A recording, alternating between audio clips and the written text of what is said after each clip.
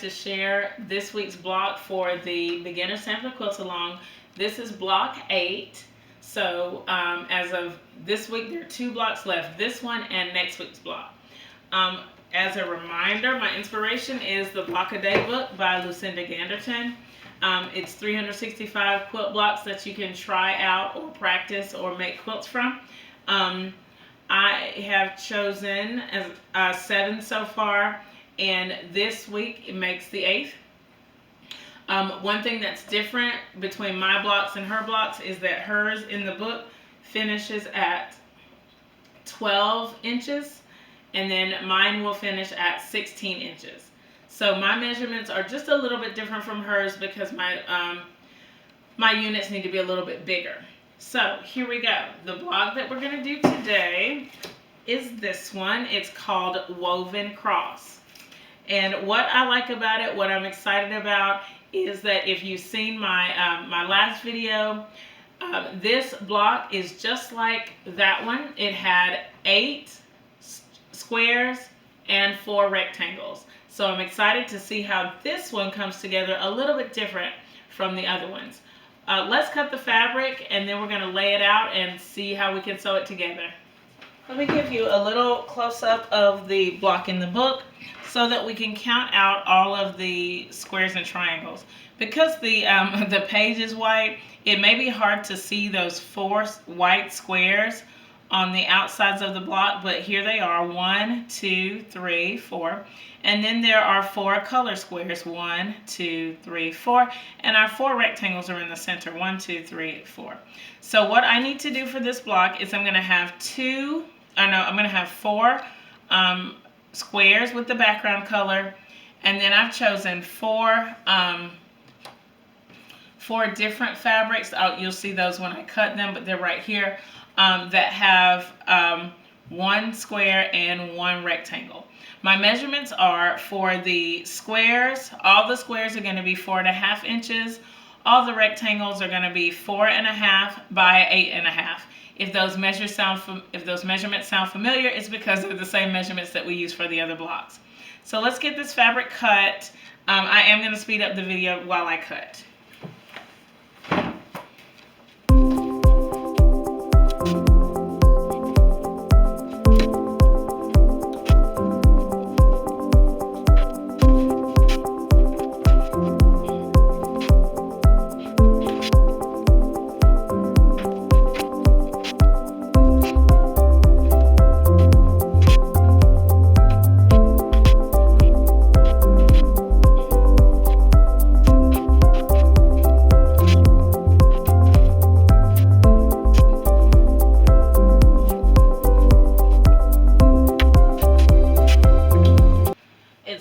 To lay out the pieces for my woven cross block.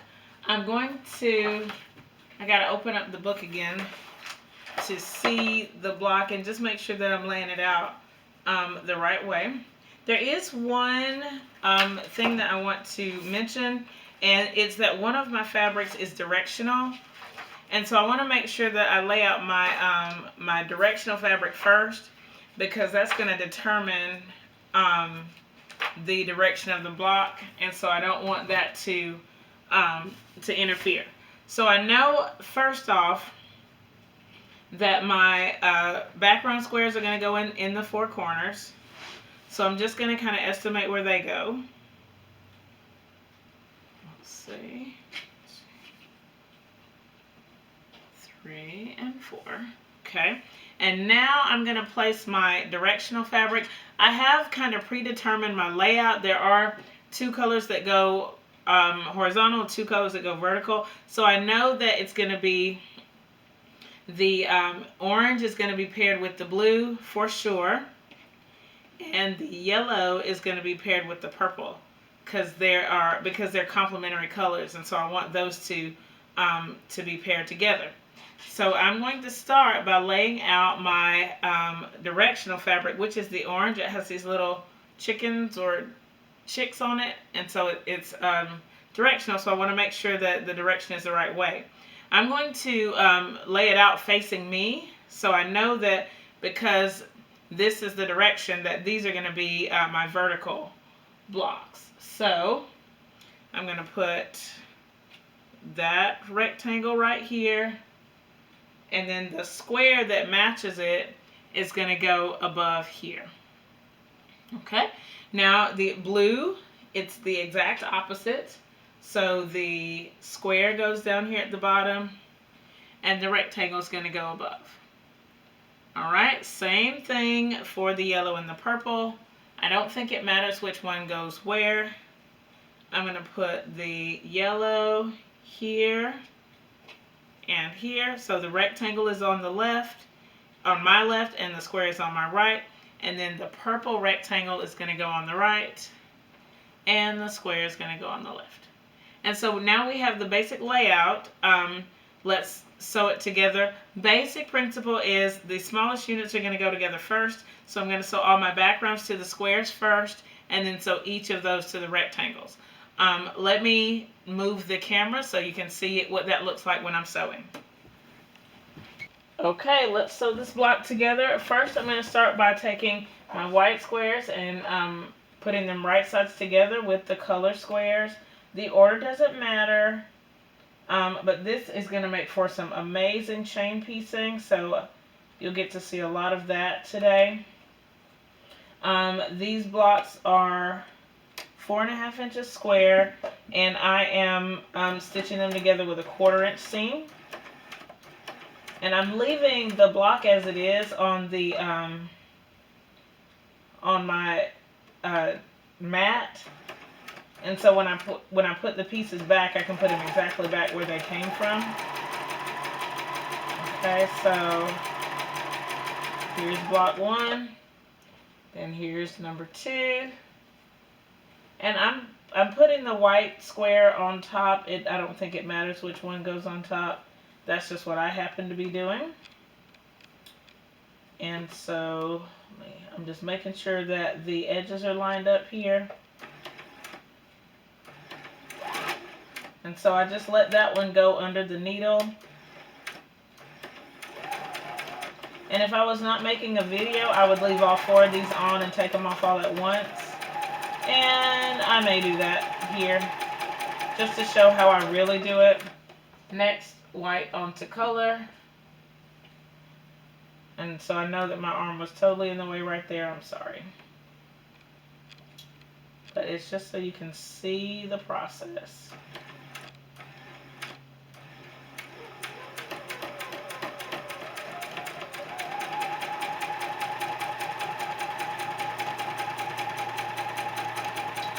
Okay, and then the last one, white onto color.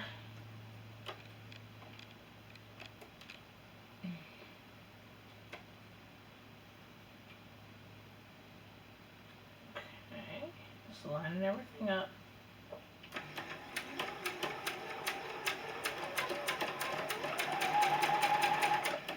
And then I can see that at the bottom of this one I might have to do a little extra lining up, so I just want to make sure it's right.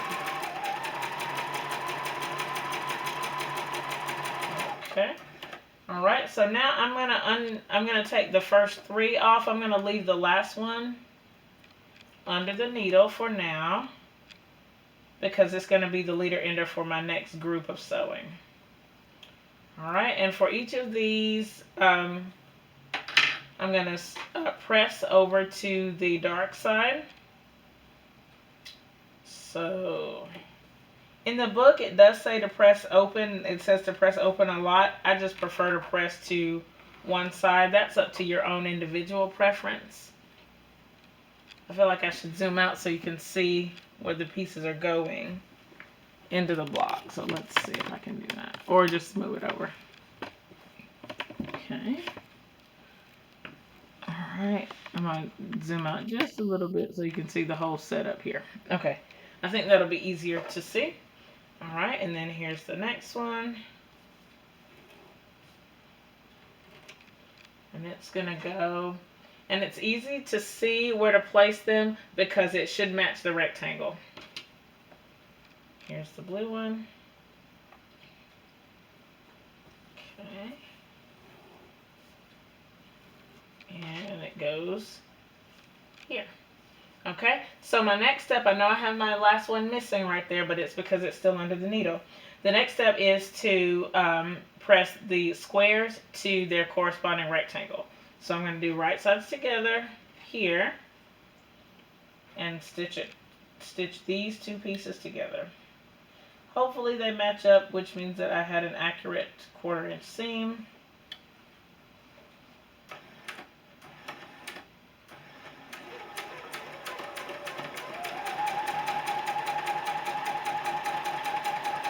Okay. When I get about halfway, I'm just going to check the end and hold it in place so that they can match up.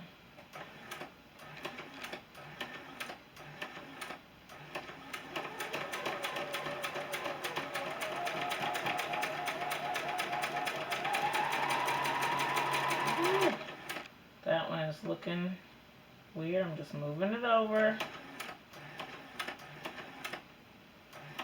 And if it doesn't perfectly line up, I'm not going to be upset about it. I will just try to fix it. And then these blocks are probably going to get some squaring up anyway, so it should be okay. Alright, I'm taking off that last group of squares so that I can place it back in the block. And then I'm going to go to the next set, right side to right side, the squares to the rectangle.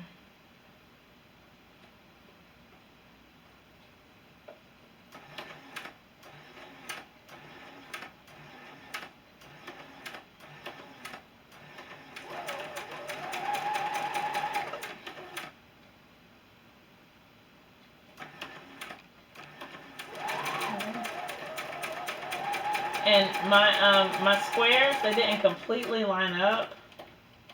So for this one, it's going to look like I'm sewing crooked, but I'm trying to even everything out now.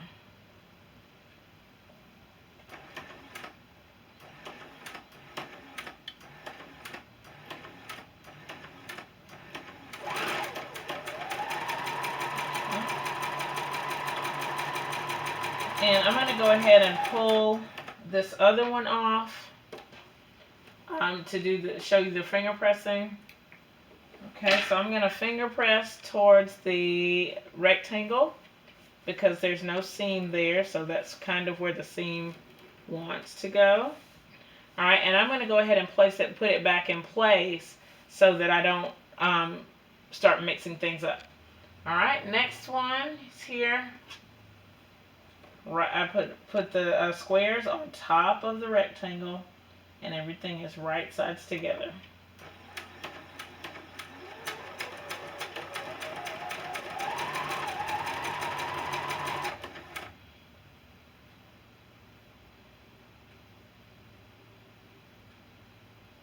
Just line it up at the bottom here.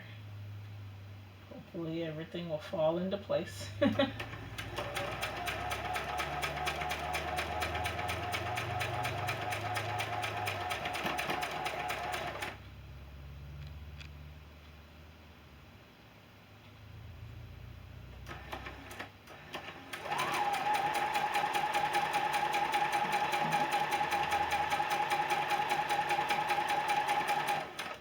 And I'm going to pull the previous set off so I can do the pressing and lay it back, put it back where it belongs in the block.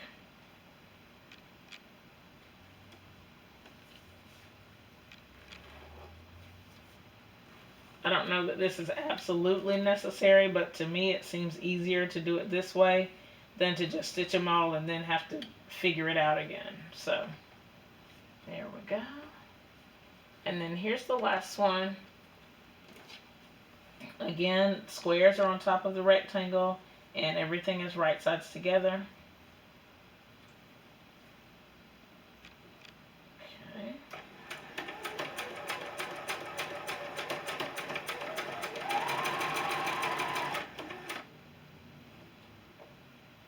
Just kind of lining it up at the bottom.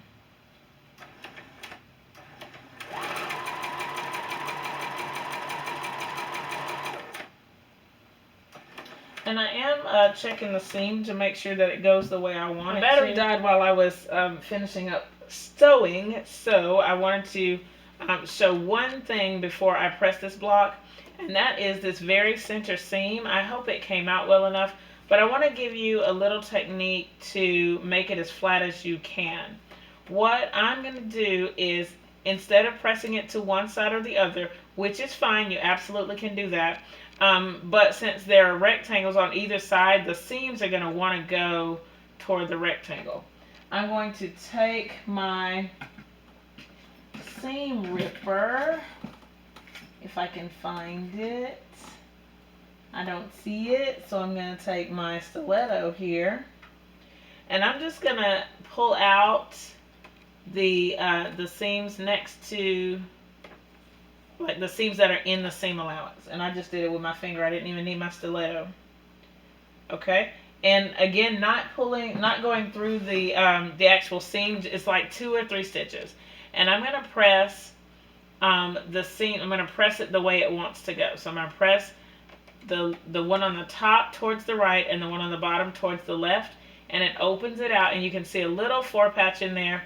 I'm just going to smush it with my finger, and then hopefully that'll make it nice and flat when I get ready to press it.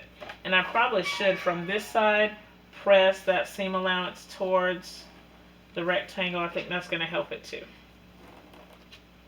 Okay. And now hopefully this the seam will be nice and flat once it's pressed.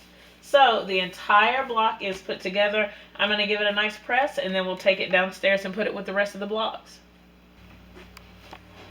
Look at all these blocks together. I'm really excited about seeing this sampler quilt come together.